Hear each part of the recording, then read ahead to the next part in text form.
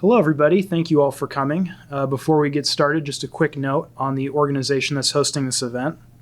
We are the Boston chapter of the Platypus Affiliated Society. The Platypus Affiliated Society organizes reading groups, public fora, research and journalism focused on problems and tasks inherited from the old 1920s to 30s, new 1960s to 70s, and post-political 1980s to 90s left for the possibilities of emancipatory politics today. If you are interested, we host a reading group every Monday night at 7 p.m. at the George Sherman Union Starbucks. This week we'll be reading a pamphlet from the Spartacist League called Lenin and the Vanguard Party to prepare us for the following week when we will be reading Lenin's What Is to Be Done. We are also organizing for a panel, so if you are interested in what's going on the left right now, please come talk to us and give us some ideas. If you'd like to reach out, please see Joaquin, Emily, or I after the meeting. So on to tonight's main event. Joining us to discuss the history of the DSA is Tom Canel. Tom is a retired union staffer, having worked with Share AFS CME. He grew up in England and was a member of the Labour Party Young Socialists as a teenager. Coming to the United States in 1979, he joined the Democratic Socialist Organizing Committee and was a founding member of the Democratic Socialists of America in 1982. Tom was one of a group of longtime members who resigned from the DSA over their response to the events of October 7th in 2023. Thank you for sitting down with us, Tom. Thank you very much. It's lovely to be here. So what got you started on the left and maybe democratic socialism in particular? I think that, I grew up in Britain in the sort of the 1970s, and so like in 1974, when I was about 13, a ostensibly left-wing Labour Party got elected from a minority government, and so there was a very strong there was a great deal of industrial militancy going on, and so the whole atmosphere seemed very politicized, and it was a natural thing for a young person to become interested in politics and socialist politics in particular. Was there something about democratic socialism that appealed to you over, I don't know, the Trotsky? I think of like the militant caucus or Trotskyism in Great Britain at the time. Right.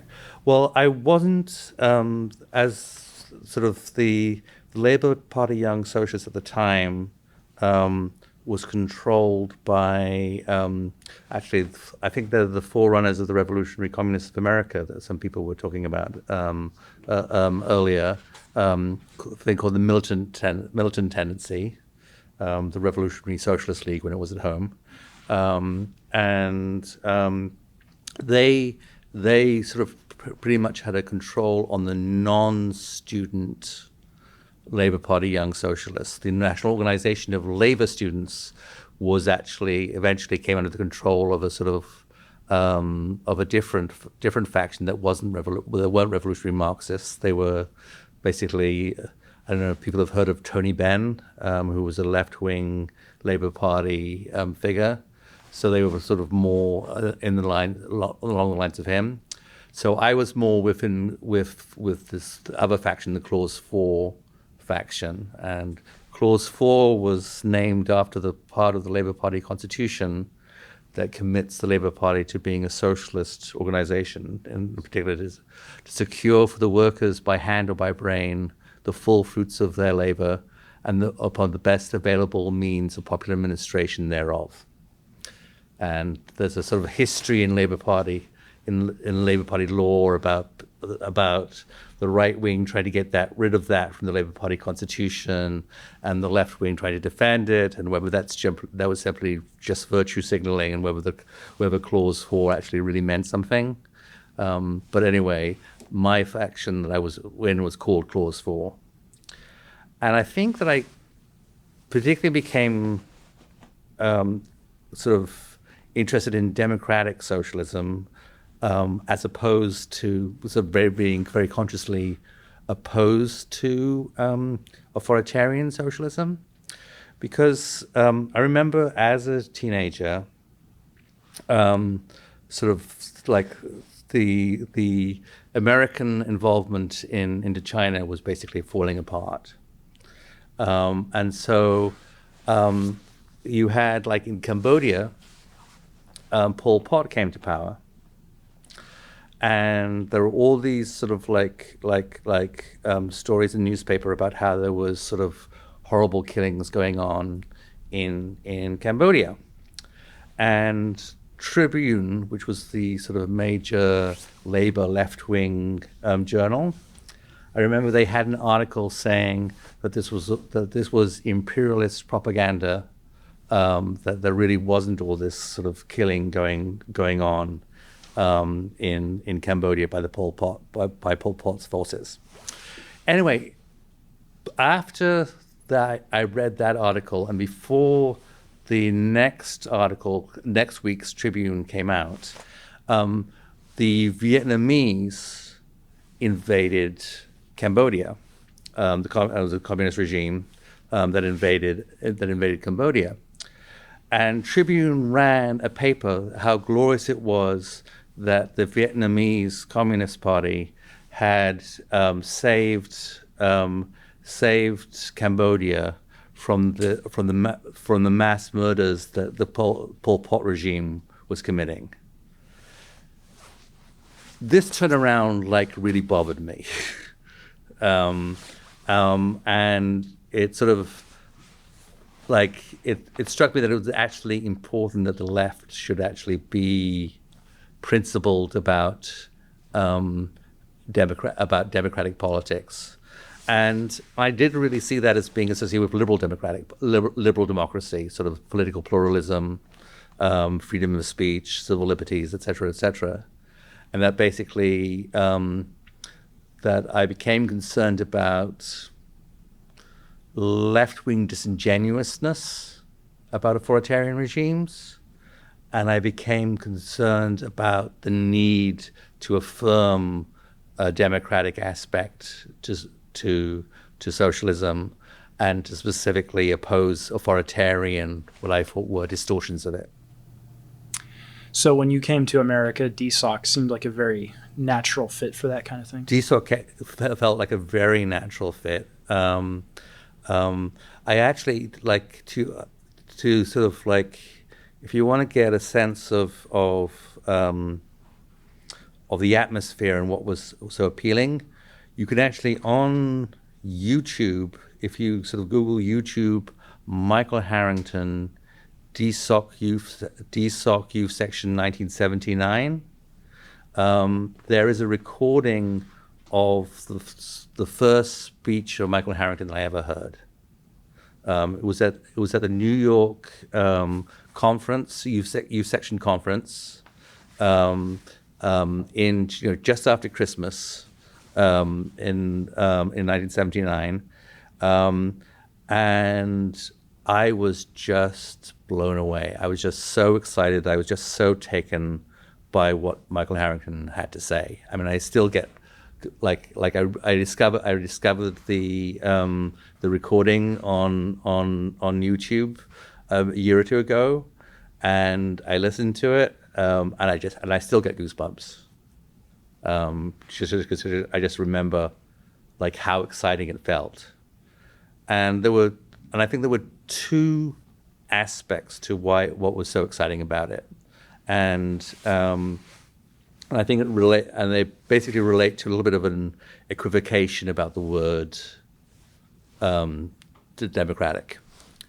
The one was that this was a it seemed to be like a genuinely democratic socialism with a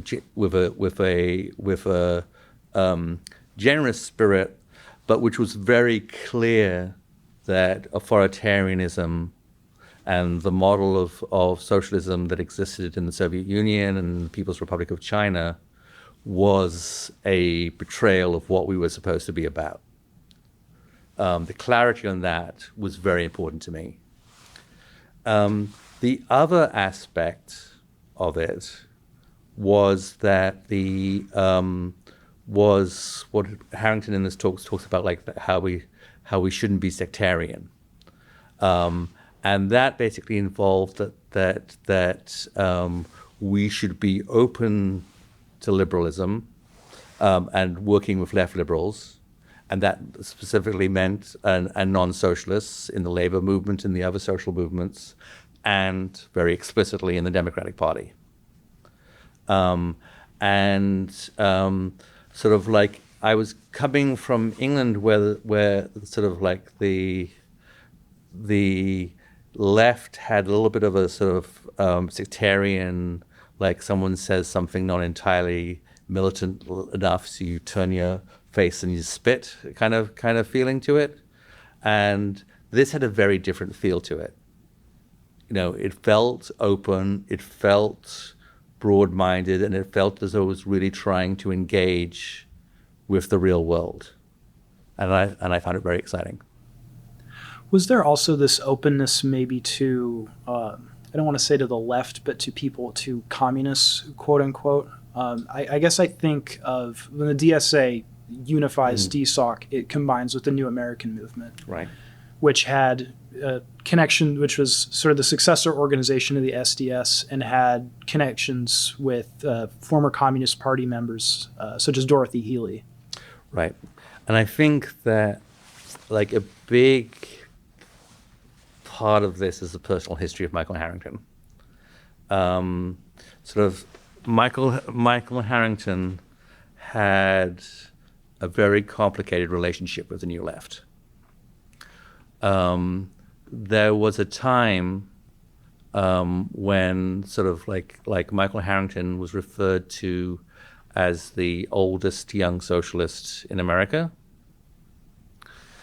And Tom Hayden apparently at one point sort of said that he didn't trust anybody over 30 except for Michael Harrington. Right? So there was that relationship. Then the Vietnam War happened. And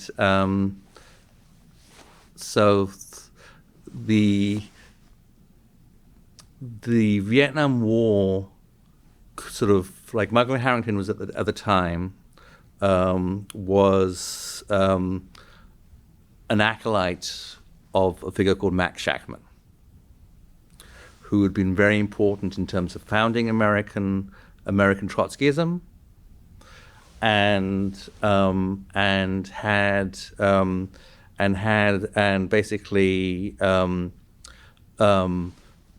broke with Trotsky and Orthodox Trotskyism in the late 30s over the question of whether you had to unconditionally defend the USSR, and also whether the Soviet Union and the other, what we would say, Stalinist states were some kind of worker state. So the Orthodox Trotskyist position was that they were degenerate, that the Soviet Union and China were degenerate worker states. Sort of, it was a little bit difficult to explain how the Eastern European bloc were worker states, since basically the regimes was installed by the Red Army, and the workers had nothing to do with it. But they got labeled deformed worker states, and the idea was that basically socialism was brought in a distorted way, so that produced a distorted kind of regime. And given that the Orthodox Trotskyist position was that, given that the Soviet Union was a worker state, albeit a degenerate one had to unconditionally defend it against capitalist powers, even if the Soviet Union was allying with Nazi Germany. which it essentially did in 1939 with the Nazi-Soviet Pact. And so the Nazi-Soviet Pact precipitated this big crisis of an American Trotskyism, and Max Shachtman sort of led a wing that split off, and they basically argued they tended to argue that the Soviet Union should be understood as a bureaucratic collectivist state, which basically meant that it wasn't a traditional capitalist class that was running it, and it certainly wasn't any kind of worker state, but somehow the bureaucracy had constituted itself as a ruling class, and they were running things. And so that basically you had capitalist powers against a bureaucratic collectivist power, and therefore the correct position that socialists and supporters of the working class should do is basically take what's called a third camp position, and which is basically international working class rebellion against both Stalinism and capitalist imperialism. Anyway, sort of Max Shachtman split with that basically revolutionary Marxist position, and then over the course of until his death, moved steadily to the right. And there is a whole section of the American left that you can define by exactly when they split with Michael Harrington. So because Max Shachtman actually ended up fairly far on the right, and it's interesting in some ways because one of my mentors in DSOC and then DSA, Jack Clark, who has spoken at Platypus events in the past, basically tells the story of a Socialist Party conference, or may have been a Young Socialist League conference, I'm not sure which. Anyway, where Max Shachtman gave one of his 4-hour speeches, which was short for Max Shachtman apparently, and the speech started off with a defense of the Bolsheviks taking power in October in Russia, a defense of them closing down the Constituent Assembly and establishing a proletarian dictatorship. That's how it started. The talk started, and it ended up with a justification of the American war in Vietnam. So the position of the people that were around Max Shachtman came to be that the orthodox Leninist position was to support the American war in Vietnam. So a bunch of people, like at different points, sort of split from Michael Harrington split from Max Shachtman as he moved in that direction. And you first of all had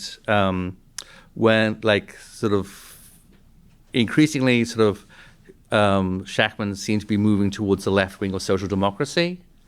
And at that point, the people like Hal Draper and people who basically formed a group called the International Socialists later on split off. And I don't know if you guys have seen copies of it. I think it's no longer in existence, but there was a journal called New Politics. So that, like, you might, I mean, I'm sure it's in the libraries in various places, but in terms of like far left Shachtmanism, that's a good source to basically examine that history. Anyway, so there were people who basically broke with Shachtman once he stopped being a revolutionary Marxist. Michael Harrington and his followers broke with Shachtman about the Vietnam War, but it was I think that one of the things that basically like Michael Harrington would himself be extremely critical of the fact that he found it difficult to make that rupture cleanly. It was difficult for him to break on a personal level with Shachtman, and so he sort of went along with Shachtman sort of kind of for longer than he really would have wanted to. And could also be, to use a contemporary term, triggered in ways by people in the New Left. And so Harrington was basically anti the war. However, he remained an anti-communist. He would have said a left-wing anti-communist, but an anti-communist nevertheless. So it was not acceptable for him to be, in your anti-war position, to be advocating for victory for the Viet Cong. And that increasingly became the position of the New Left. And that became a sort of real rupture. And there's a whole story about it that you can read. I think Morris Isserman has, from my faction's point of view, a good account of it in his books. But there's also, I can't remember what's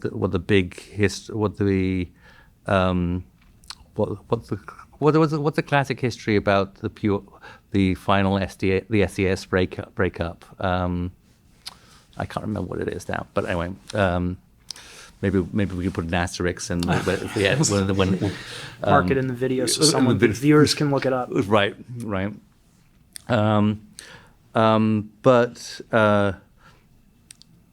So there was this very bitter split with the New Left, and Harrington, in various ways, felt that he'd behaved very stupidly in a very sectarian way. And I think that in retrospect, he would say, while he was sort of right that you shouldn't support the Viet Cong, he was very stupid in the way that he basically just bought into Shachtman's hysteria about the young students, and reacted in a destructive way. And the one section of the New Left sort of itself veered, after going through a sort of like new communist phase kind of in the late 60s and early 70s, started to shifting towards a more I would say democratic phase, and they allied with sort of refugees from the American Communist Party, which was itself quite Stalinist. So people like Dorothy Healey, and formed a thing called the New America Movement. And I think that the merger of DSOC and NAM to form DSA was incredibly personally important to Michael Harrington, as a sort of redemption, that he could actually bring people together again after he felt he had basically allowed himself to be used to split them apart. So yeah, which meant that they were already in DSA when it was formed. It was already it was very much a multi-tenancy organization with its basis in different traditions. So there were people who basically, Dorothy Healey would have sort of always regarded herself as a communist, and that she basically just understood that the communism needed to be democratic and anti-Stalinist. And you have the New Left people like who had all the sort of kind of New Left sensibilities and enthusiasm for Fidel and Third World Revolutions and so forth and so on. And then you had the sort of old people from the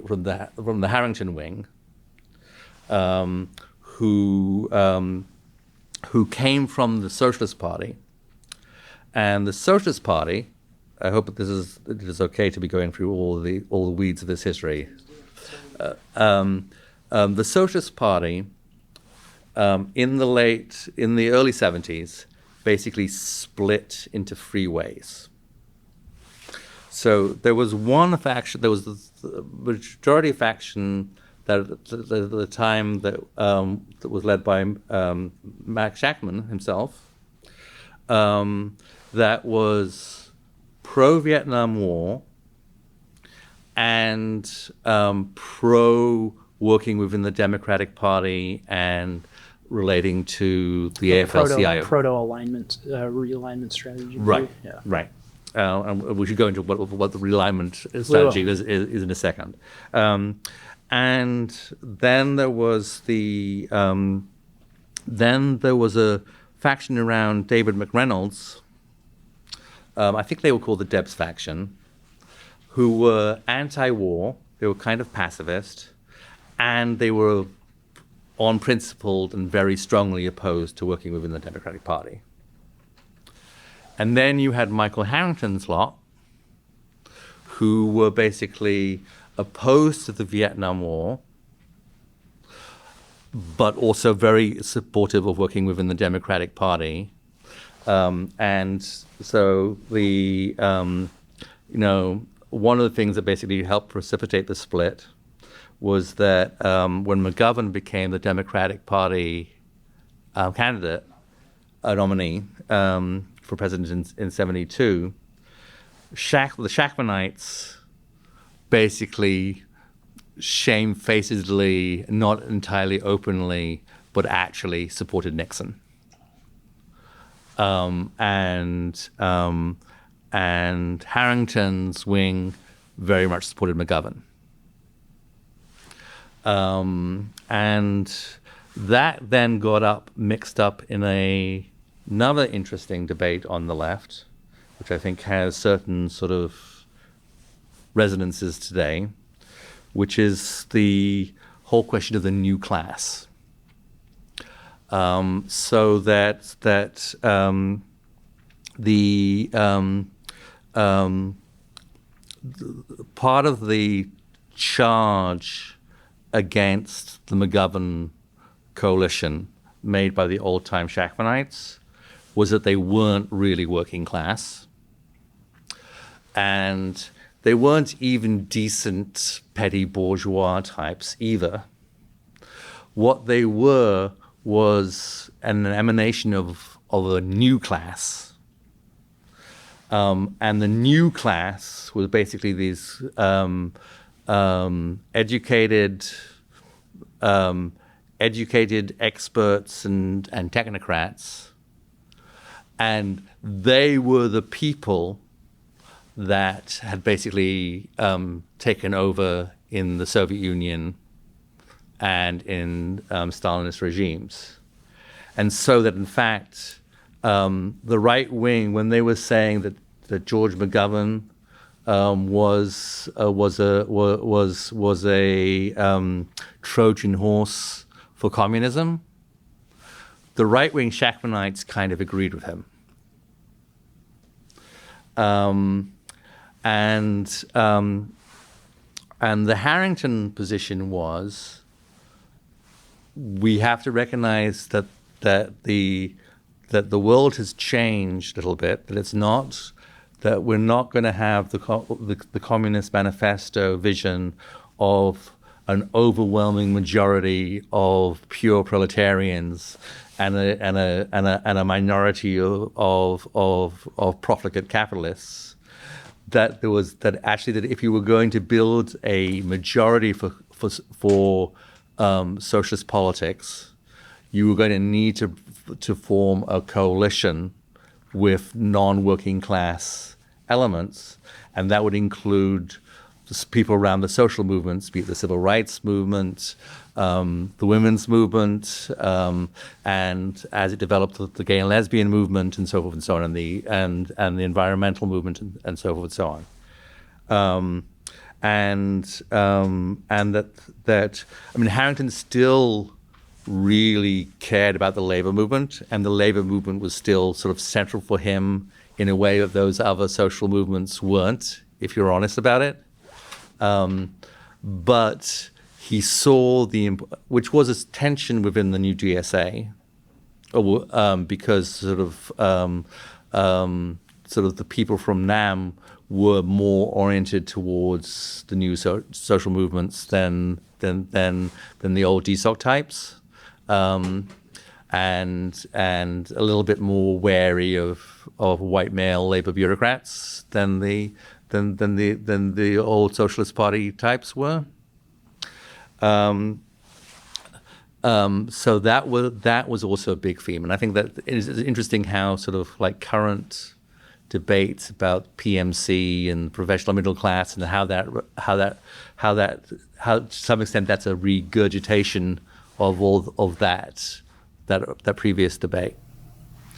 So it almost sounds like the role of Harrington, at least in the early DSA, was a kind of unifier, that he could speak to these different groups and argue for their being in the same organization. I think he was desperate to be that. Yeah. I mean, do you think he was successful? DSA held together.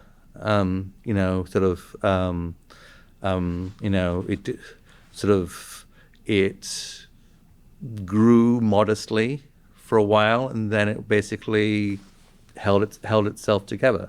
He was successful at building a modest but actual center for non-Stalinist socialists in the U.S. And that's a very modest achievement, but it's not nothing.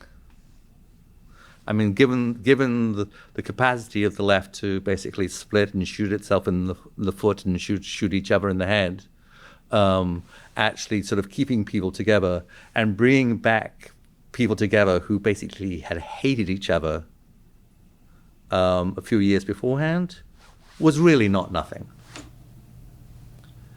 And I would assume this was a great benefit to organizing the DSA as well. Was there like a more centralized vision of what the DSA should be doing?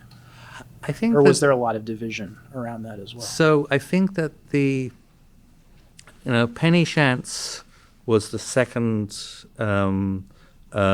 youth section organizer in DSOC, and she had a rap that Michael Harrington to his credit, he credited her for stealing the line, but he nevertheless stole her line. And her line was, if you agree with everything I've said, you probably shouldn't join DSOC because you're too disciplined.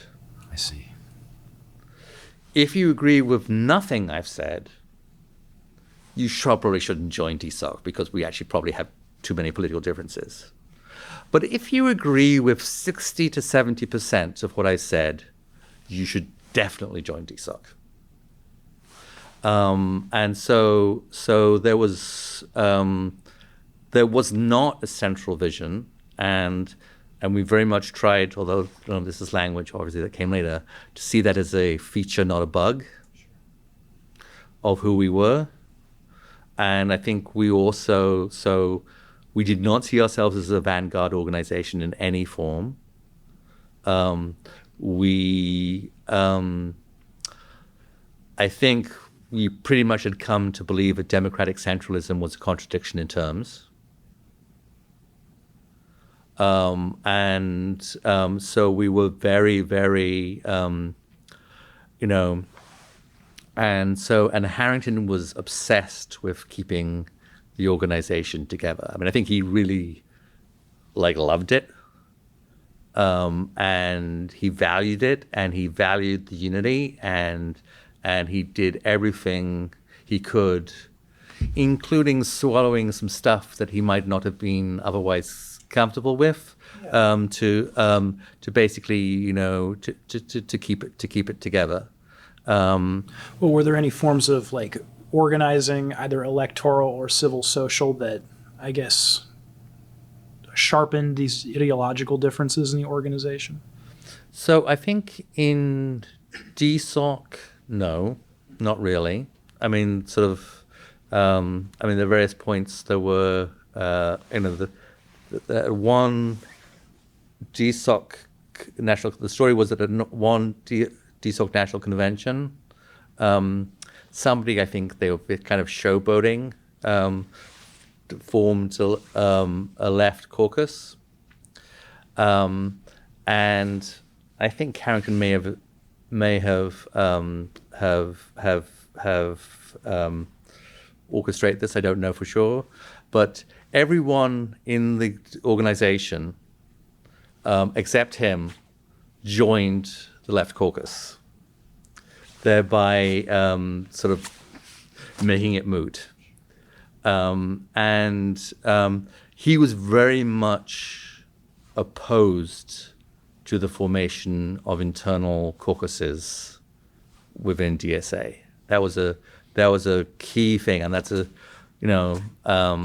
and I think old Harringtonites, many of the old Harringtonites would look at the current DSA and the extent to which it is really defined, its internal life is defined by these competing caucuses, and say that was precisely what Harrington wanted to avoid. We'll definitely revisit the question of the caucus system in a bit. But I think with just thinking about the early DSA, it sounds almost like the DSA saw itself as one organization in like a progressive ecosystem, right? Dealing with, so I guess, how did the DSA relate to the sectarian left, or what they would consider the sectarian left at that point? Was there common projects? Right. So where we would, there were times where we would not work with the sectarian left, which was when we were supporting Kennedy, Ted Kennedy, and other left Democrats. At some point, sort of, you guys should learn some of the old DSOC youth section songs. Keep that in mind. Many of them refer to our support for Kennedy, but where we did work with them was around Central America, and anti-imperialist and anti-interventionist work, and anti-apartheid work, and so foreign policy stuff, and also on single issue stuff like choice and so forth and so on. We had a different orientation towards the labor movement, which is that Harrington had the position, and this sort of switched between DSOC and DSA. In DSOC, Harrington had an explicit strategy of basically relating to the labor movement in a top-down fashion. He was completely honest about it, what he was doing. And when you say a top-down fashion, like setting policy for the so unions, basically, like working to identifying the left-wing leadership within the AFL-CIO and the labor unions, and basically trying to form relationships with them and trying to build a broad left coalition consisting of left-wing trade unionists, feminists, civil rights organizations, and so forth and so on. And the big shtick was that Michael Harrington said that he would not get involved in any internal labor union faction fight, with the exception of the American Federation of Teachers, because he was actually a member of the American Federation of Teachers. And so, so the top-down thing did not carry on from DSOC to DSA, but what did carry on was this basically commitment to not getting involved in internal labor movement fights. So it's the precise opposite of the rank and file strategy. Sure. On a personal note, there's a certain irony involved in that I actually, at the same time that I was writing a labor support manual or contributing an article to about labor support to a DSA youth section manual, I was breaking the very instructions I was giving, and that I was getting involved in an internal fight within the labor movement, which was that at Harvard, the Harvard Union was actually formed out of people who split from the original UAW and formed what was become the Harvard Union of Clerical and Technical Workers. And I and a lot of other sort of students and former students sort of sided with the sort of breakaway Harvard Union of Clerical and Technical Workers, which was a little bit of tension with the older members of DSA who were in the labor movement, because the ties between the old Socialist Party people and the UAW by the roofers and everything else was extremely strong. So that's just an irony of personal history. So to show that none of us are consistent. Well, getting into, I guess, how the DSA related to, or the early DSA at least, related to mainstream politics. Could you explain a little bit about the realignment strategy? And also, were there other conceptions of politics in the early DSA, or was that pretty much dominant? I think there were different people said different things in different ways. So there was the realignment strategy, as I understand it, and as it was explained to me, basically originated with the Shachtmanites before they split. And the idea was, and Harrington actually writes this in his book Socialism, that the Democratic Party contained a hidden social democracy of labor unions and left liberals who had a labor orientation, along with all kinds of sort of Southern Dixiecrat pro-segregation forces. And so what you actually needed was for the progressive elements within the Democratic Party to basically cohere and essentially force a split with the pro-segregation wing, and that what was left on the progressive end would naturally develop into a social democratic and then socialist party. Now, actually, when Lyndon Johnson signed the Civil Rights Bill, I think he said, "We've just handed over the South to the Republicans for many generations." I'm not sure exactly how many generations he said, and that was true. Like, there was sort of when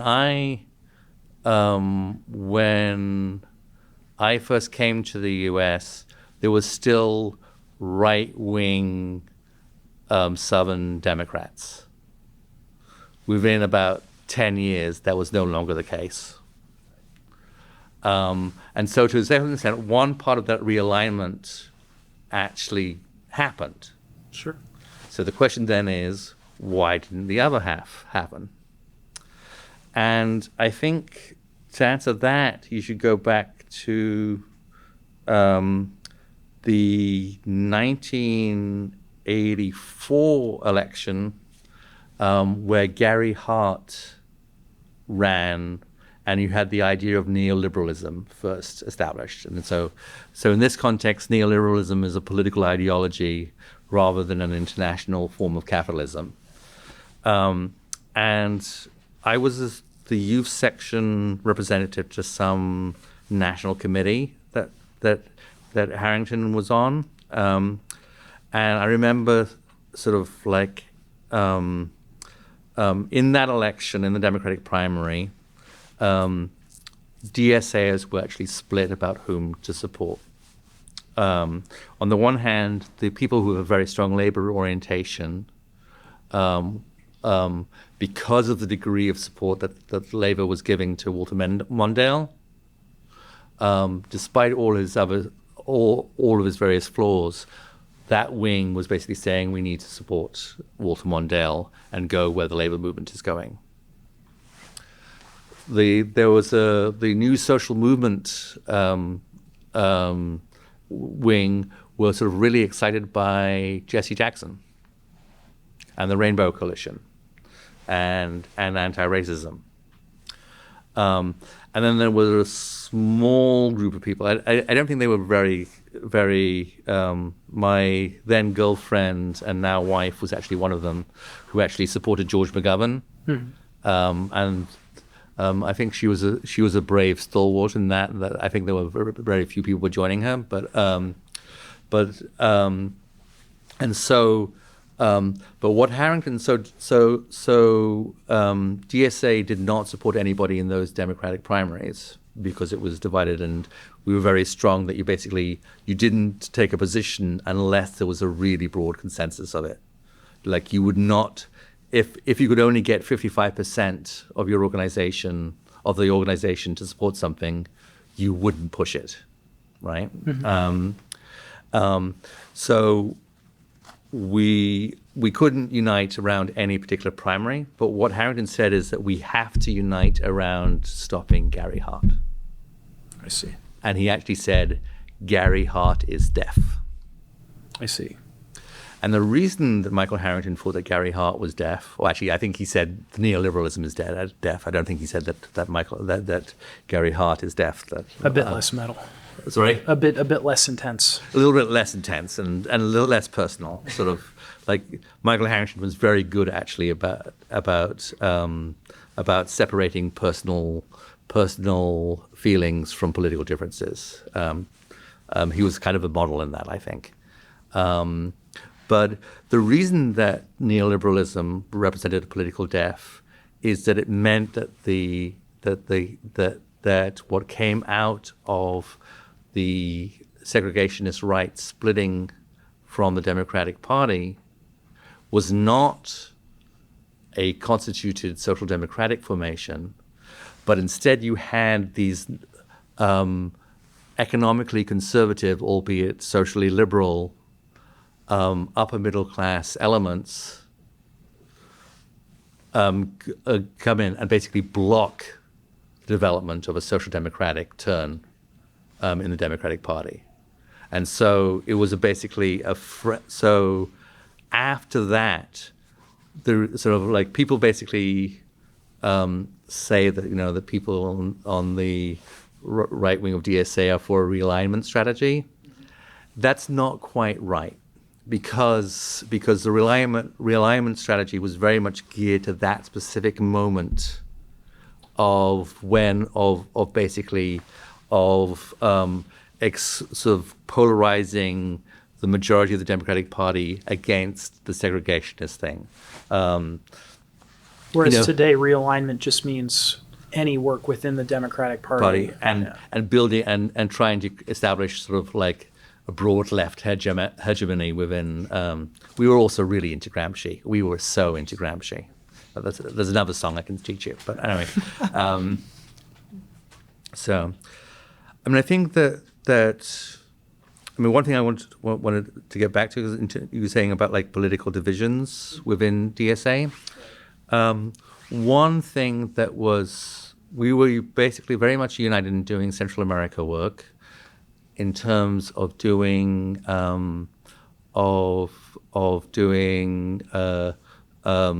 anti-intervention work, and where there was a division was between those who had a position, and Harrington was in this wing, although he sort of tried to sort of publicly stand above it, but all his people were on this side, of critical support for the Sandinistas in Nicaragua versus people who were for solidarity, which basically meant that the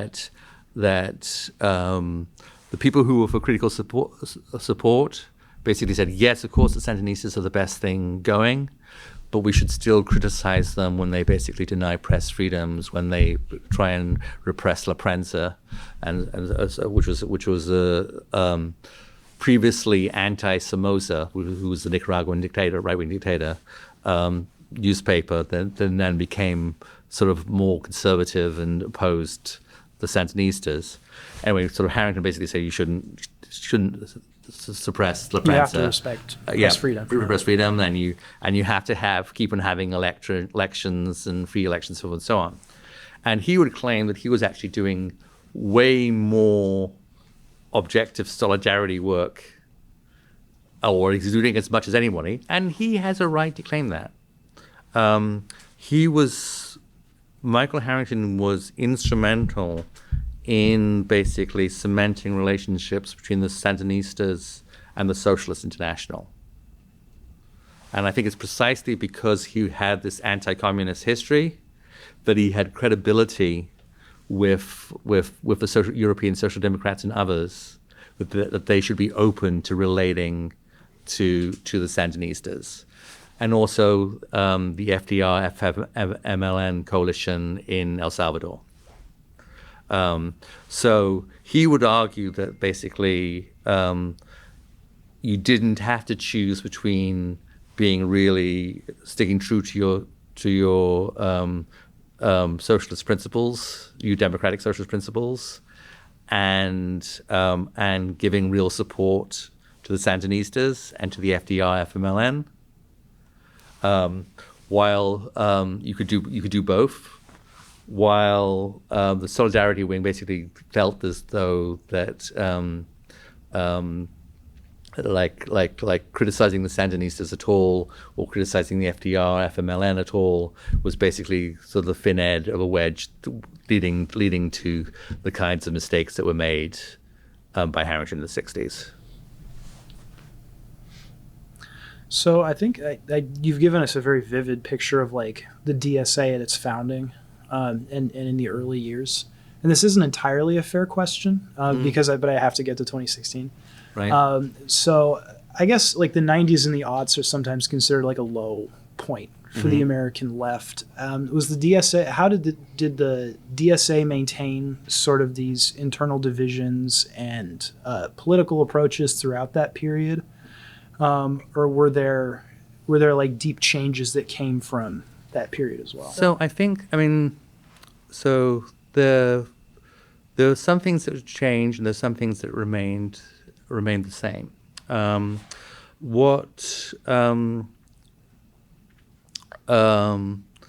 The overall political, the strategy of working within the Democratic Party pretty much remained. The commitment to having this multi-tenancy, broad-based group that wasn't sectarian and was certainly not democratic centralist, that was maintained. The commitment to the labor movement, that was maintained. I think that the collapse of communism in 1989 made led people to think of that left-wing anti-communism was just to some extent a past issue. So that was much less emphasized during those years. Retroactively, given my tendencies, I think that was a mistake. But that happened. I mean, there is this. I think that if you Google Democratic Socialism, Irving Howe, New York Times, you can find a sort of an article that was jointly written by Irving Howe and Michael Harrington, and where Irving Howe, of all people, basically says the argument against Stalinism has been won. We don't have to do that anymore. And I remember basically shocking people around me in the youth section and in Boston by saying I thought that Irving Howe, of all people, was being too complacent about communism. Maybe perhaps presaging my later developments, but so there was that sense that so that stopped being so emphasized, and so the tensions around that issue basically died away with the end of the Cold War. But I think there was very much one difference was that in 1979, I think we thought we were onto something. DSOC was going through this big growth, and there was all these kinds of vistas that seemed to be opening up in terms of the formation of a democratic left coalition. Then Reagan happened, and so it became much more a question of basically keeping the flame alive, sort of message in a bottle kind of stuff. Well, and that really changes in 2015, 2016, right? Mm-hmm. That's when the DSA really becomes a national political force. With due respect to Occupy, where the DSA also experienced some bump after. But it's really the aftermath of Bernie Sanders' run and really Trump's election that presages a lot of people joining the DSA. So I guess at that time, did it feel like vistas were opening up again? Or how did you feel about the... It did. I mean, sort of it felt sort of... it felt exciting. Didn't quite know what to make of it. There was a sense that the new young people who were coming in some ways did not share the sensibilities that we had, and that just relates, and corresponds to, I think, differences between the generations. Can you say more about how specifically did the young people differ from older DSA members? Well, I think that I remember going to Boston DSA meetings of the new DSA and finding myself in the absolute minority in terms of advocating work in the Democratic Party. Sure. I remember,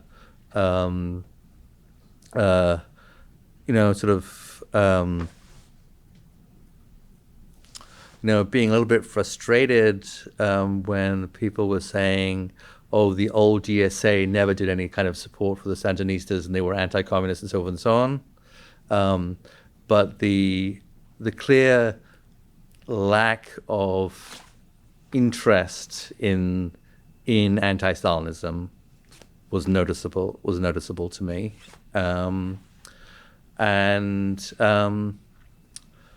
Those were there was also, and maybe this is a good thing, there was a degree of self-confidence that we never had. There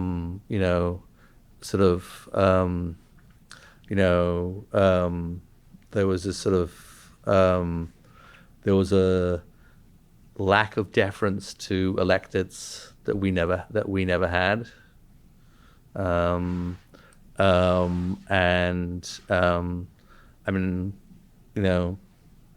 I remember hearing sort of a bunch of old timers saying they thought that the new people were kind of arrogant in terms of expecting everybody to come crawling to them. Sure. Sort of like expecting sort of these sort of prominent left liberal figures to basically, coming to Subordinate themselves. subordinating to themselves to political DSA. This happened a few years later, but one example locally is the whole thing about there's a state senator called Michael Connolly, who was a member of DSA and was endorsed by DSA, and for reasons that I have never really understood, and I've got into trouble for saying that the reasons that were given didn't make any sense. So there had to be other reasons, and I was told that I was completely wrong about this. But DSA ended up not only unendorsing Michael Connolly, but thinking about expelling him from the organization, which a bunch of the old timers just thought was absolutely crazy. But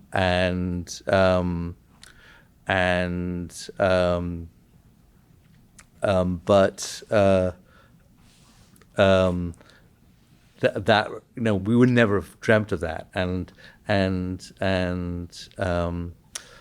one of the reasons given was that Michael Connolly, there was another figure in Somerville, I think, who'd been very involved in immigrant rights organizing and was a very prominent figure in that community organizing, and Michael Connolly had basically endorsed her rather than somebody that DSA was endorsing, maybe a DSA member, I'm not sure. And that was given as a reason to expel Michael Connolly. And that would never have occurred to us. We would have basically said, Michael Connolly is trying to be a player in Massachusetts politics. He's trying to be a player within a broad progressive coalition. And that required him to basically support this candidate. So we are not going to, maybe we wouldn't have supported her, although I think we probably would have done. But the idea that we would basically expel somebody for basically following what seemed to be their natural political interests and needs would have seemed crazy to us. And that sounded crazy to the young people. Well, it's interesting because it seems like post 2016, like you're saying, there's this confidence, there's an ideological difference in the young people. There's more of a skepticism about electoralism, maybe. Or I guess not skepticism about electoralism, but about specific electeds. Right. And the Democratic Party. But at the same time, when I think of like DSA's post 2016 victories, like the household names people think of when they think of the DSA, I think of Alexandria Ocasio-Cortez. Now, of course, Zoran Mamdani. Right. People who I would assume just by their politics and their vision of how they want the future to be are very much in line with working within the Democratic Party to achieve some kind of socialism democratically. Right. And I think it is interesting that with respect to AOC, the old timers in DSA are gung-ho for AOC, and the mainstream of DSA is not at this point. Well, it's divided. It's it was the national didn't endorse her, but the local. The local. did. The New York local is very different from the national organization. So the New York local is a stronghold of what's called the Socialist Majority Caucus, which are basically the young community organizers. Harringtonians, maybe. They're not Harringtonians. I think that's an interesting point. In fact, the only organization I have ever been expelled from is the Socialist Majority Caucus. For being a Harringtonian? For being part of the North Star, DSA North Star.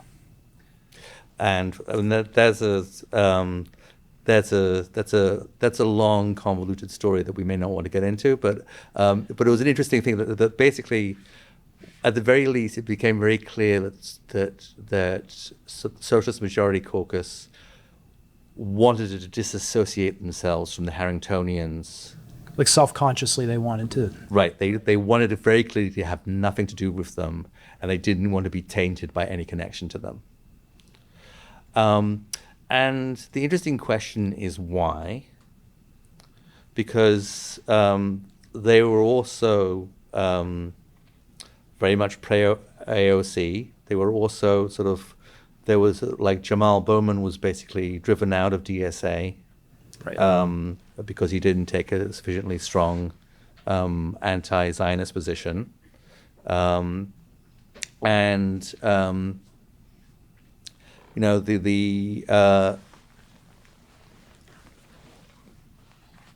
so why did so it would seem that like the North Star position wasn't that far away from the Socialist Majority Caucus position.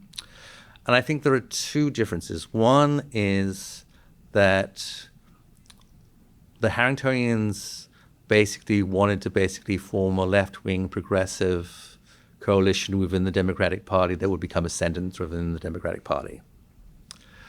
The Socialist Majority Caucus people, a lot of them were kind of seeing this as a road to basically establishing kind of a socialist party in the future. So you have this division within the new DSA between the dirty break and the clean break.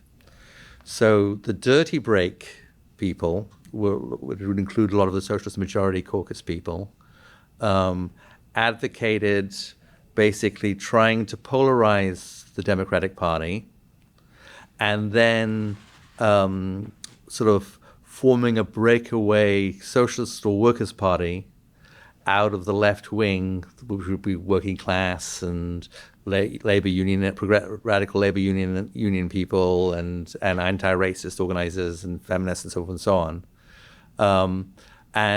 But basically working within the Democratic Party as a way to basically, as a stepping stone to creating this, an independent socialist party. And that wasn't part of the Harringtonian picture. But that involved still staying in the Democratic Party for the moment. And this was opposed by people, unfortunately, in my opinion, in decline, because the people who basically took over the left wing were actually Maoists rather than Trotskyists. But the Trotskyists sort of like who basically entered the DSA again when it was growing so much. In a number of different, oftentimes competing caucuses. Different. I mean, the different parties entered DSA and remained separate organizations, and then like I think particularly starting in which convention was it when Red Star really took over? 2021 maybe. 2020, yeah, I think that's right. Sort of this mysterious Maoist group that emerged out of nowhere in San Francisco. Sure. Took over DSA. So you now have a situation where the majority of the National Political Committee actually would seem to be ostensibly for a dirty break, or for a clean break, which is to say that we should no messing around with the Democratic Party to try and split it up. Just sort of go off and form a workers' party now. And it's interesting that even though they've got a majority, nobody's doing that. What do you think limits them? Reality. I mean, I think that what the left wing, sort of David Duhalde, who's a sort of kind of a bridge figure between the old DSA and the new DSA, And he's also, I think, spoken at some platypus events. I know he's written in the PR. He wrote Danny Jacobs wrote an article, and I wrote a response to it, and then David Duhalde wrote a response to both of ours.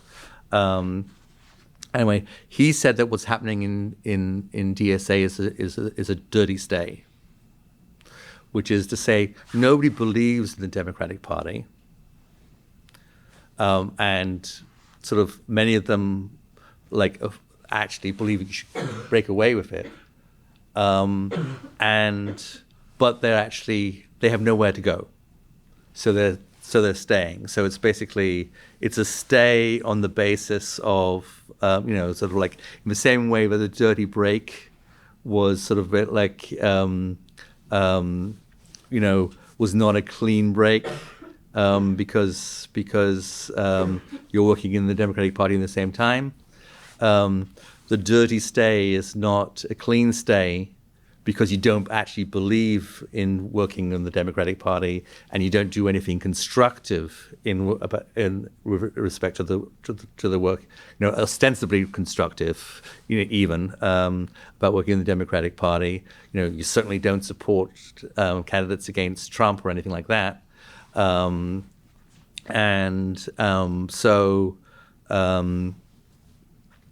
you have a dirty stay, and I think the reason is there is at this point. So platypus would say that the left is dead. I don't think you can say that. Like DSA's membership is now back up to 90,000 apparently. And a lot of us thought a few years ago that DSA was going to had this big growth, and that it was going to collapse. And I wrote in my article in Platypus Review about DSA that I think the big challenge was obviously they were going to basically decline at some point, and the big thing was whether they were going to be able to consolidate and limit the decline, so to establish a magnified center. They've done that, and they've actually, for whatever reasons, actually really increased their membership. Now, there are various reasons that we can get into, and I'm sure we will, about why I can no longer find myself a home within DSA. But I don't think you can argue that they are dead. However, they're incapable of breaking with the Democratic Party. I mean, at various points, various people have become impatient. Clean break people have become impatient, or for other reasons, have split off from DSA, and they've never been heard of again. I mean, sort of not to pick on your old friends in class unity. Sure. But they broke off from DSA. I haven't heard of them since. The people around Tempest, they kind of broke off from DSA. I haven't heard of them since. There was this big to do about the so-called BDS working group, which was kind of a sect in its own right. They basically split off from DSA. They've never been heard of again. I mean, I don't think there is a left outside. I think DSA is the only left in town, and it's the only left that is actually capable of surviving. Which means, incidentally, that in a real sense, I can no longer really consider myself to be a leftist, because I don't think you can be a leftist outside of DSA, and I no longer can identify with DSA. So sort of whatever sentimental regrets I might have, and whatever sort of desire to do virtue signaling I might have, maybe according to current definitions, I am not a leftist anymore because I'm not in DSA. But at the same time, it sounds like while the DSA has grown, you've set up kind of like there's at least it sounds like to you there's like a contradiction in its growth, right? Because the people joining want to do something that the organization is not structurally capable of, or at least that's what I take you to mean. Well, I think that there's a contradiction in the politics. Yeah. I mean, it's sort of like, I don't think that there is a viable left-wing politics outside of the ambit of the Democratic Party, more broadly defined.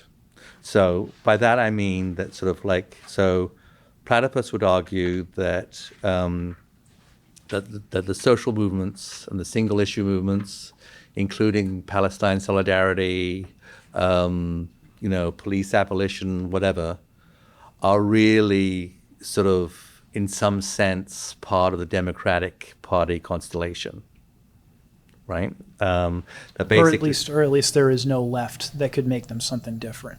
right. And I think that is true. And I think that there are two kinds of politics. Like when people in the old DSA were trying to posture to the left, they talk about the inside-outside strategy. So you basically both worked within the Democratic Party, and on Democratic Party elections, that was the inside, and you worked in the Central America movement and pro-choice movement and so on and so on, which was the outside.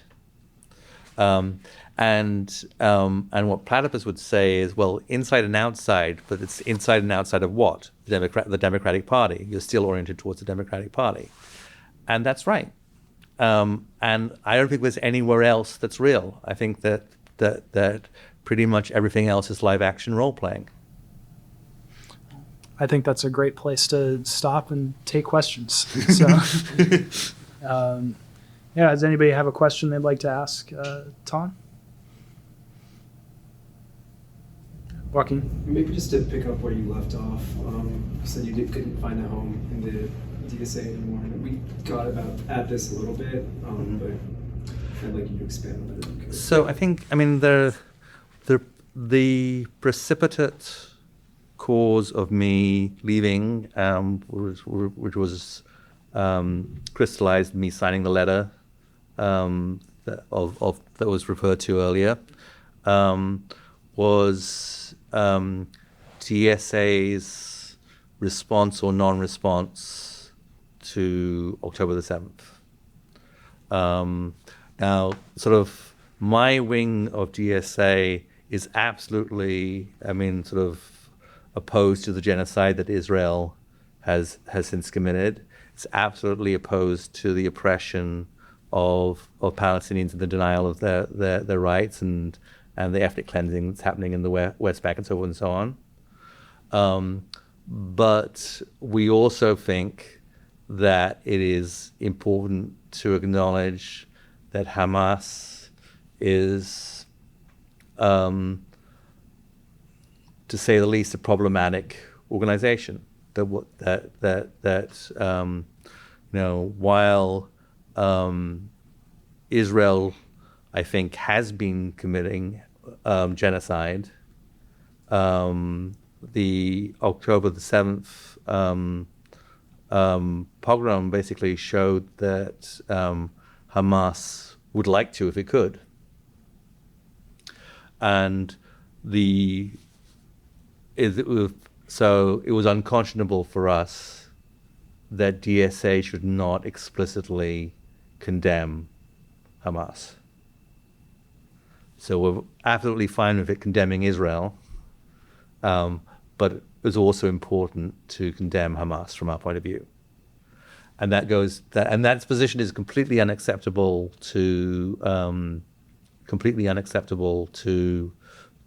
many people in DSA, who basically think that you can't criticize revolutionary third world movements, and Hamas is the leadership of the Palestinian revolutionary movement. Therefore, you can't criticize Hamas.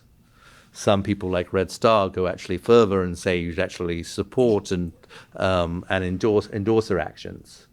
But it's sort of like, I think that is actually still a minority within DSA. I think that the the plurality of the big plurality of DSA is to say you should not criticize Palestinian insurgency, whatever.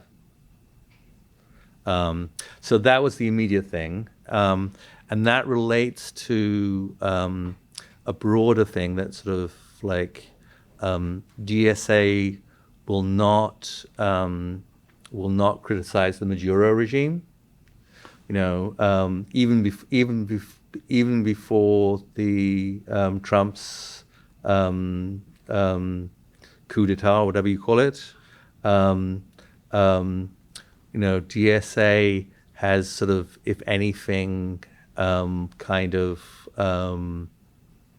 apologized and boosted Maduro in Venezuela, in my opinion, and again, you know, I'm opposed to, and we would be opposed to what Trump did in terms of unseating Maduro, but we think it's important in terms of recognizing what democratic socialism is to say that Maduro's regime is not socialism as we understand it, as we believe in it,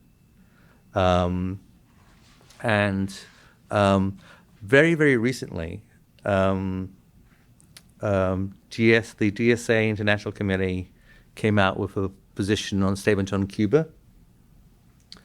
And I could agree with everything, pretty much everything in it. I mean, it's against the sanctions that the U.S. is doing, and their horrific effects. I think I would want to know. It talks a lot about how Cuban foreign policy is extraordinarily moral and everything else, and I would want to know a little bit more about that. I don't think I know enough about Cuban foreign policy, and I'm innately a little bit more skeptical about whether they're as wonderful as the DSA International Committee is concerned. But you know, I wouldn't walk over that. What is very telling is that there is nothing in it about the need for democratization or the desirability of a democratization of the Cuban regime. So it's not as though they're apologizing for the authoritarianism. They just don't seem to care about it. And it's an integral part of the identity that I took up, that you actually care about it, that you sort of like, that you see it as your duty as a democratic socialist to basically question authoritarian distortions of socialism. So you can recognize, you know, that they've done impressive things in healthcare and everything else, and it's wonderful that they send all these doctors to various places doing all the wonderful work. You can really recognize how great that is, but the fact that it's a political dictatorship is always a real problem that has to be important for us. And that is no longer true of DSA. So, you know, I don't consider myself to be like anti-DSA or anything like that. And you know, and in many ways, I'm impressed by the way that they've held together and have built themselves. But it is no longer a place where I can have a home. No, and I don't mean that as either a charge against them or some kind of self-flagellation. I think that's just a political reality. We'll use the interviewer's privilege to ask a follow-up. Do you think that part of this is kind of like a lowered horizon for international politics? I guess one thing I wonder is, I feel like if I asked someone, for instance, in the DSA now about this, they wouldn't oppose like democratization in Cuba per se, but they'd say something like, well, that's not ours. That's not our responsibility. That's not ours to tell them what to do. And part of me wonders if that's part of a lack of an understanding of oneself as being part of an international socialist movement and more of a focus on specific national concerns. I mean, I think that one of the things that's extraordinary is the growth of what some of the people who I think are anti-Stalinist in the new DSA call campism, which is this. So like in my day when dinosaurs roamed the earth, you defended the Soviet Union and you defended China and so on and so on because they were worker states. And so you could get into big fights with people about whether they were worker states. And that's why my generation of people like care about those categorizations in a way in which I think Platypus doesn't. Because for us, it was a very live political issue that actually determined what position we should take on different things. We've moved from anti-imperialism involving the support of sort of authoritarian Marxists to it, at best, sort of involving support for or relying on the People's Republic of China, which I would argue, I mean, we should get into a big argument about that, is that, like, of course you have to be recognize the extraordinary economic achievements that have been made and so forth and so on, but it ain't socialism. That sort of, it's very much geared around the accumulation of capitalism, of capital. So I would argue it's a form of state capitalism, and as such, it's a little bit different from the private property corporate capitalism of the West, in that it's more mercantilist in terms of its policies, so and so on. But it's not socialism. But yet, it's a sine qua non of the left to support it. Take Iran.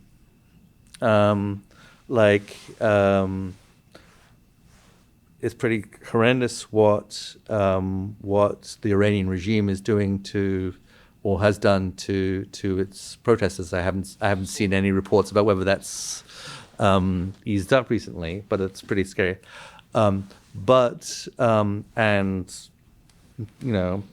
of, I haven't checked in detail, but I doubt that the Iranian regime has a particularly good position on women's rights and gay rights and transgender issues and so forth and so on.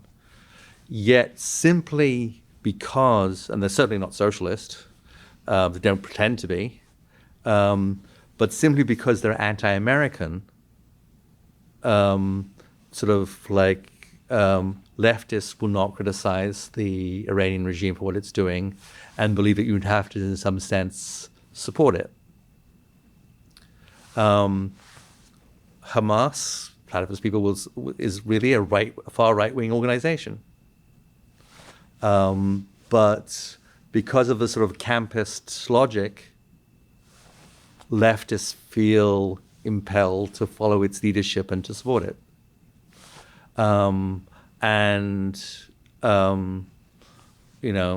So yes, I would certainly see that as lowering of horizons. I recognize that that's a tendentious way of putting it from my perspective, but I think if you want to be all dispassionate and designate things in objective terms, consider there's a real shift in the left's understanding about what is at stake in world politics, and that has led to a set of positions that basically mean that old timers like me can no longer relate. Do you have a question? Yep, Hans. Hi, Tom. Hi. I would like to ask you a question. With the help of Zohar Madani and his success, as a DSA member, and also the Trump's administration, what they did, do you think there is a growing tendency that the DSA, this party, is kind of becoming growing kind of third party in the whole like American politics system, and do you think that do they have the chance to become like the 21st century version of SPD, the whole international working like movement, or were there like what do you think of like this kind of like future? Maybe it's a little bit about future, yeah. So there are a few people that I would trust less to make political predictions than myself. But because I just love hearing the sound of my own voice, I'm going to do so anyway. I think that the Mamdani mayoralty could be an extraordinarily important thing for the left in the future. If Mamdani is able to basically run New York well, so that basically the streets are kept clean and that crime doesn't go out of control and that everyday conditions seem to be okay, and working class interests seem to be prioritized and working class needs really addressed to an extent that most administrations don't. I think that will be that will not bring socialism to New York, and it will not help build a socialist party or any kind of movement that's actually going to bring about socialism, but it will actually be very important in terms of building the kind of progressive left coalition that people in my tradition always wanted. I think that the trouble, what's going to be interesting to see is that there are things that Mamdani is going to have to do in order to be successful that DSA is going to find very difficult to tolerate. Already, he I can't remember her name, but he rehired the old police commissioner, right? Jessica Tisch, right? And that's gotta burn in DSA. They pretty much sort of dropped the abolition of the police stuff, but to actually rehire that person, I think there's going to be some grievance about that within DSA. I would say that actually that's a different question. But I think that he's absolutely right to basically to actually orient himself towards reforming the New York Police Department and basically stopping abuses, because every regime that's ever existed, including the bloody anarchists in Barcelona during the Spanish Civil War, have needed a police force. And I just don't think it's real to talk about not having a police force. I think it's very real to talk about abolishing ICE, given that ICE are not a legitimate police force, but an actual police force you can't abolish. So if Mamdani is successful, then I think that could be very, very important for the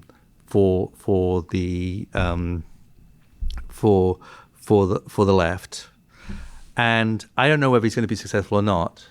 I think it's actually very difficult to run a city the size of New York, and I think it's actually even to run it well, and I think it's even more difficult to run it in a progressive direction and also run it well. Like DSA there's a guy called David Dinkins, who was a big friend of Michael Harrington, in fact, and who was mayor of New York when Michael Harrington died.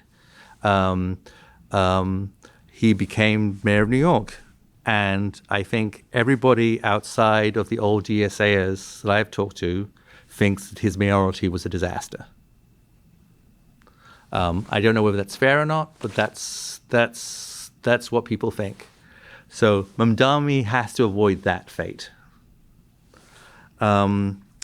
and so that's so if there is a progressive left merging and DSA decides to go in that direction, then I can see DSA growing in influence, and so on and so on. I don't think it would form a sort of separate socialist party like the SVD out of that, but it could become an increasingly strong and important force within American politics.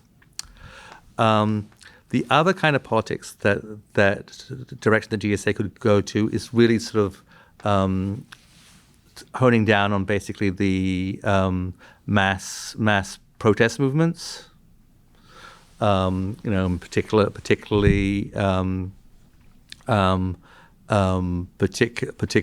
sort of at this point pro-Palestine movements, and I think that so one doesn't know exactly what's going to happen with those movements. Sort of like depends upon what happens in international politics, and there are also aspects of which are very complicated in terms of American internal political social culture, about whether young people are basically prone towards becoming active and engaging these movements.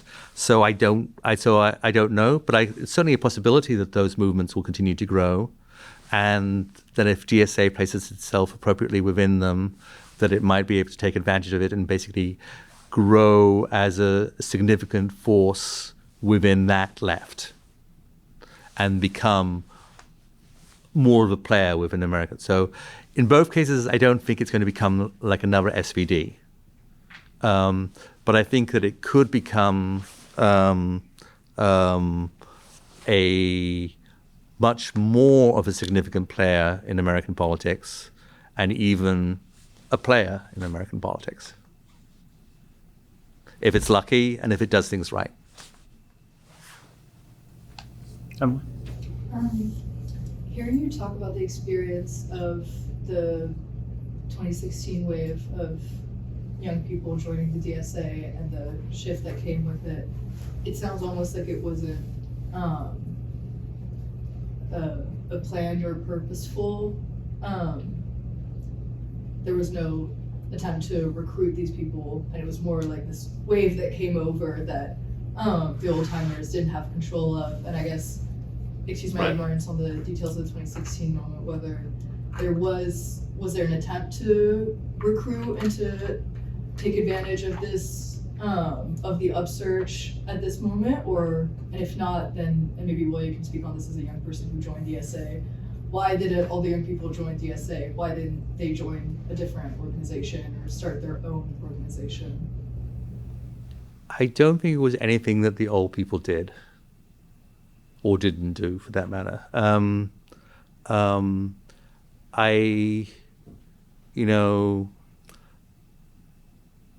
think it was partly like Bernie Sanders. It was partly just like what might be just a pun, almost. Like Bernie Sanders described himself as a democratic socialist. Therefore, people looked around for something that was called democratic socialist, and they found the democratic socialists of America, and they all went into it. I think that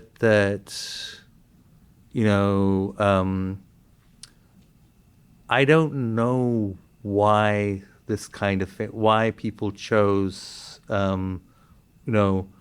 why all these young people went into. It would be interesting to hear actually from Will, but we had no clue. We could, I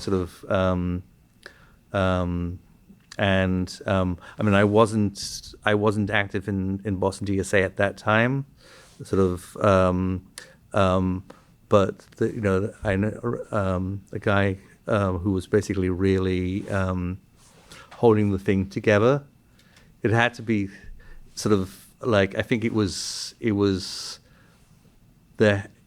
A lot of work had to be done to find a way in which the new people could basically express their politics and get involved.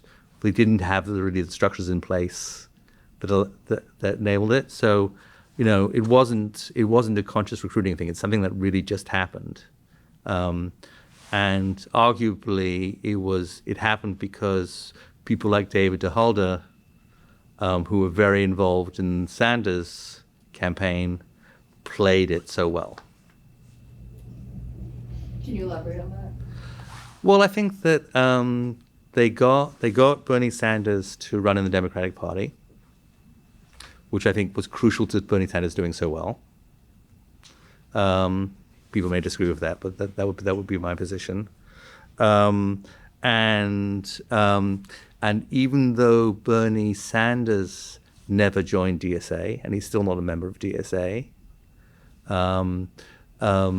they were able to position things so that the campaign seemed to be very much DSA affiliated. Informally, but in some sense, and so they sort of made it a natural thing for people who were interested in Bernie Sanders to gravitate towards DSA.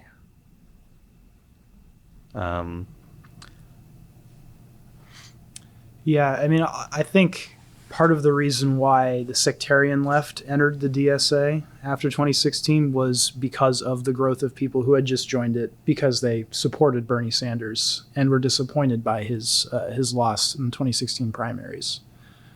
I would say I think the majority of young people who joined because of Bernie, and that sort of prompted different sectarian leftist organizations to say, well, there's this big socialist organization in the United States now. We have to struggle for control or victory over it, be the political agenda setters in it. I joined like most other people because I had supported Bernie Sanders in the 2016 primary, and I was very disappointed by his loss. You mentioned beforehand that you think most Harrington voters would oppose the current party caucus system in the DSA. What are your thoughts on the future of that system? Do you think that in the future those caucuses will split from the organization, and will at least be able to maintain some sort of unity within it, like the various caucuses in the Labour Party, for instance, in the UK, I guess, or do you think there's going to be splits further down the line, especially since most of these caucuses, from what I know, are beginning to adhere to old traditional sectarian ideals like Marxist-Leninism or Marxist-Leninist Maoism in the case of the Liberation Caucus. Yeah, I mean, I think so. Like, I'm like an old fogey, so I'm sort of like so I can't claim to have a good intuitive understanding of how things are going to proceed. But because I like the sound of my own voice, it seems to me that the caucuses are, you know the old joke about you can't live with them and you can't live without them. I think that DSA caucuses can't live with each other and they can't live without each other. Like they have no future outside of DSA. I think that if any DSA caucus attempts to leave DSA, it will basically disappear into oblivion. On the other hand, it's really hard for them to develop a coherent politics. So,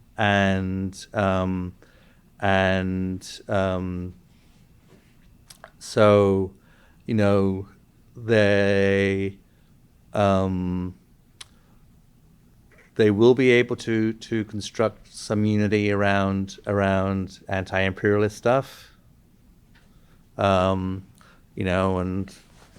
we've talked about some of the reservations I would personally have about that, but that's entirely separate from the question of being able to build a cohesive political organization around it. So they would be able to do that. I think that in terms, it's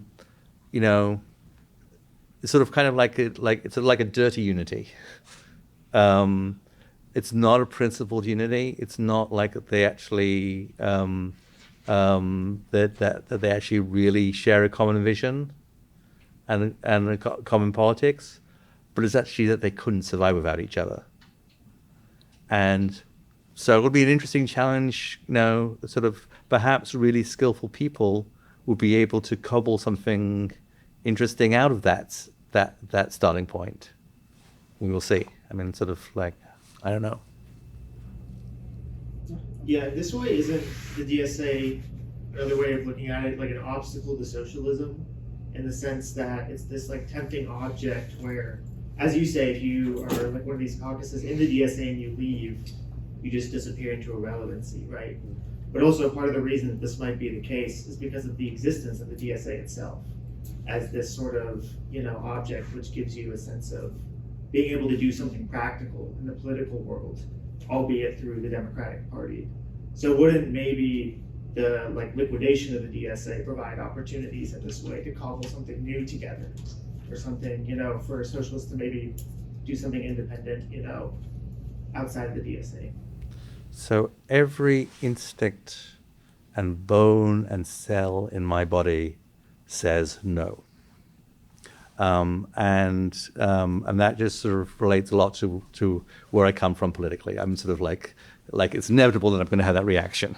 And I would say is like the argument that so-and-so reformist, social democratic, centrist, blah, blah, blah, blah, blah, organization is an obstacle to the formation of a genuinely working class socialist consciousness has been said so many times before. So, the Labour Party in Britain, if it weren't for the damn Labour Party, the British working class would be revolutionary. The British Labour Party has fallen to pieces, and the revolutionary left has not benefited. European social democracy and the non-revolutionary, non-Trotskyist communist parties in Europe, they were holding back the working class. They were holding back. They were an obstacle to revolutionary consciousness. They declined precipitously.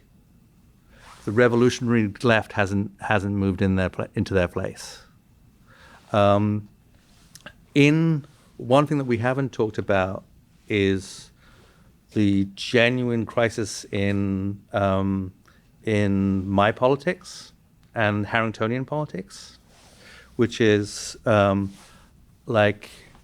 committed to building this broad democratic coalition that's going to basically, with labor movement and working class people in a central way, to build a progressive movement. We were holding back the working class because the working class listened to us. They weren't developing a revolutionary consciousness. Well, something has happened. The working class isn't listening to us anymore. If you look at who the sort of the basis of the vote for progressive candidates and reactionary candidates, it's not around class anymore in the traditional way.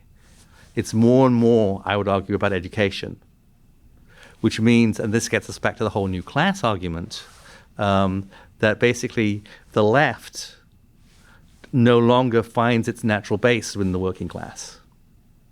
And that completely screws up my politics. I'm a mess.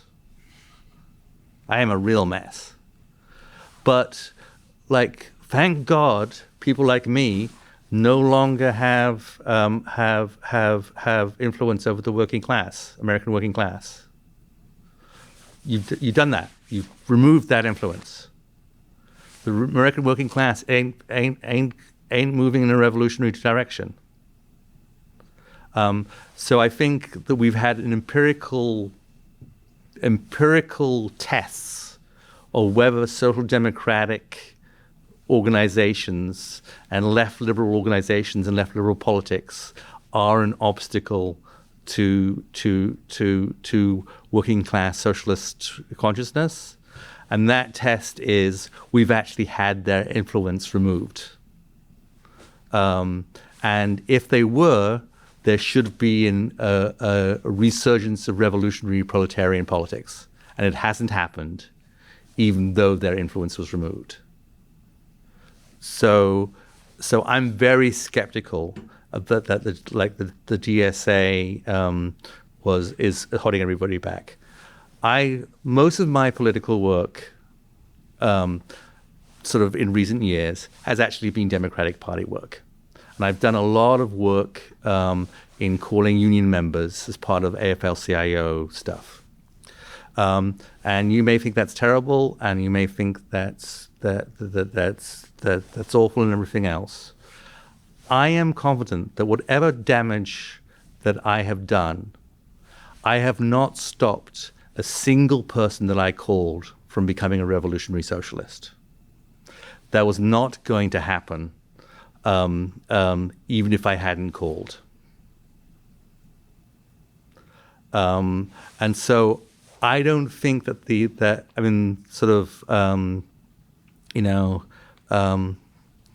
don't mean to be too polemical. I mean, there's sort of the legitimate political differences. So, No, it's fine. I wonder if I could specify, though. I guess I'm thinking more about like someone, not like the person you're calling on the phone, but like you yourself, right? As somebody with like all this political experience, right? You could be doing anything in the world politically, but you're in the DSA, right? And you're doing this project in the Democratic Party. And like with, young people who were in the Bernie campaign or interested in this, young activists, right? They could have built a new party in 2016. They could have done anything they wanted, but instead they joined the DSA. And of course, via this Democratic Party politics. So this is, I'm not thinking so much about the masses, right? But sort of where this cadre, this like group, whatever you want to call it, of like, some kind of socialists, intelligentsia does with their time. Well, I think that at this point, there's no such thing as revolutionary socialist politics. There may be revolutionary socialist pre-politics, which is what Platypus is about. And but what there is not is no one is actually capable of building a revolutionary socialist party. Nobody can do that. Ostensible attempts to do that are, as I sort of tried provocatively to say, live action role play. Sort of like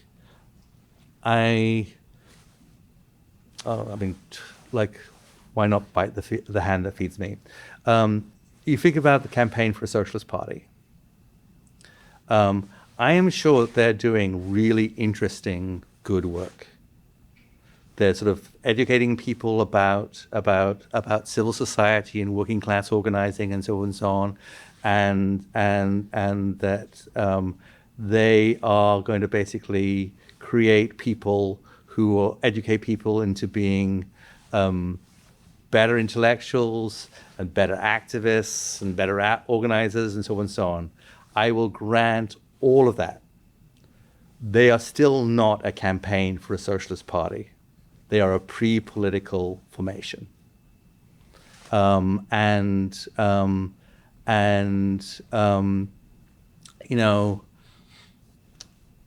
There are certain advantages to basically saying, okay, what's actual possible politics is so rotten, I don't want to be involved with it, so I'm going to basically do something pre-political to prepare for the time when that such a politics is available. I understand the logic of that position. I also understand the logic and share, obviously, the logic that there's too much scary stuff going on for it to be okay to stand aside from politics, to remain pre-political.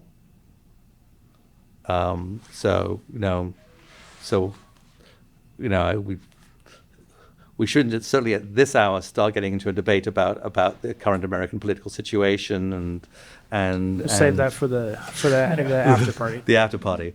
But I think that if you feel that the current political situation demands that you be political, then you have to be something like DSA or left social democratic or the mass movements and so on and so on.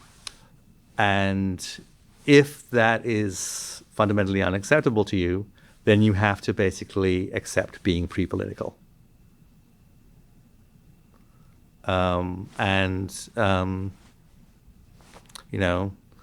Sort of God, if there is one, knows who is right about that, and maybe history will actually provide an answer within 100 years. Probably not, because it doesn't seem to, history doesn't seem to have provided answers about what was true and false and good and bad like 100 years ago.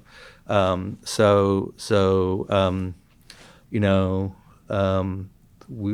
all have to muddle through in our best way.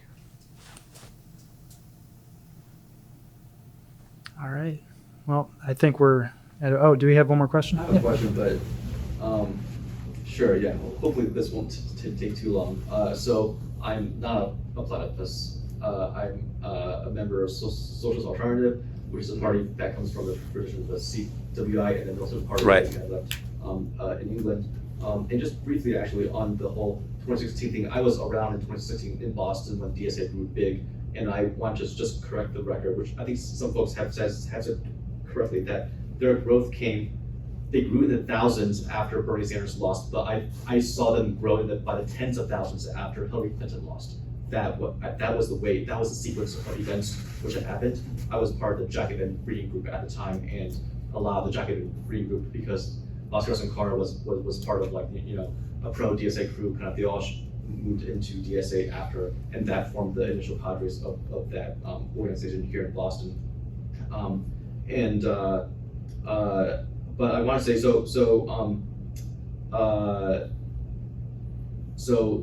Socialist Alternative has had a candidate, or has had a city councilor in Seattle for about 10 years, from 2013 to 2023.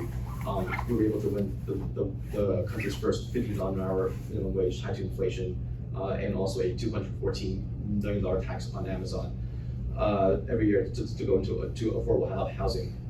I think one question I would have is I have two questions. One's real softball, which is, what's the most exciting campaign that you've worked on? The one that you're most proud of in your whole life so far?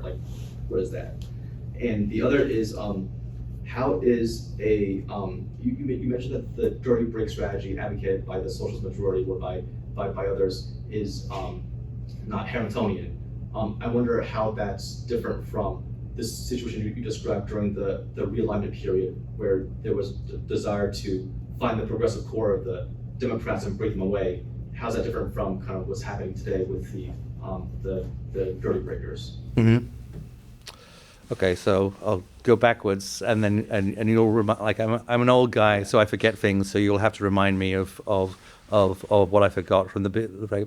I think that you point to interesting, in a certain sense, what we mean by Harringtonian was not exactly the same as the Shachtmanite realignment strategy.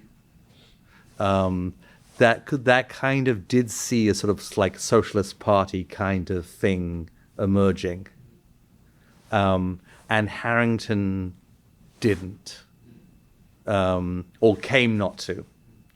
I mean, it's sort of I think that, there was always the possibility that there'd be some kind of massive political realignment. I mean, that happens in American political history, and I wonder if it's going to happen with the whole educational shift. One wonders whether that's going to happen again. But Harrington basically sort of didn't want to create an organization that was separate from the Democratic Party. He wanted to create a coalition, a progressive coalition within the Democratic Party. And there's all this stuff like the people in the dirty break people in DSA sort of talk about what's like a party surrogate. And this is this article that Jacobin people basically, I can't remember. You may even know who you know the article I'm talking about, the party surrogate article. Yep. I know. Yep. I can't remember who wrote it, but Is that Seth Ackerman?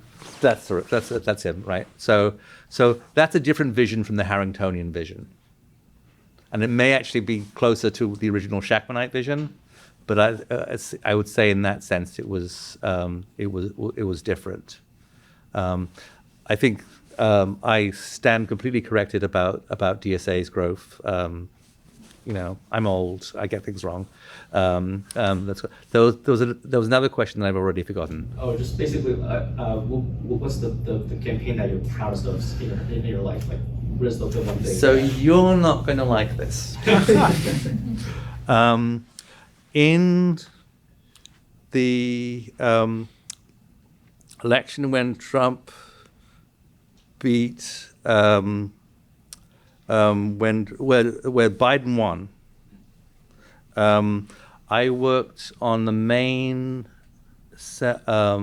worked with the main AFL-CIO to try and unseat Susan Collins, and that was the most exciting. I really liked the people in the main AFL-CIO, for better or worse. And B, they had a commitment to organizing and had a sort of, and there was a seriousness about organizing that went beyond just sort of like top-down mobilizing, getting out the vote, that I found quite inspiring. And so that was not as a socialist, but that was as a trade unionist. I mean, sort of, yeah. All right. Well, thank you so much, Tom. Thank you guys so much for having me.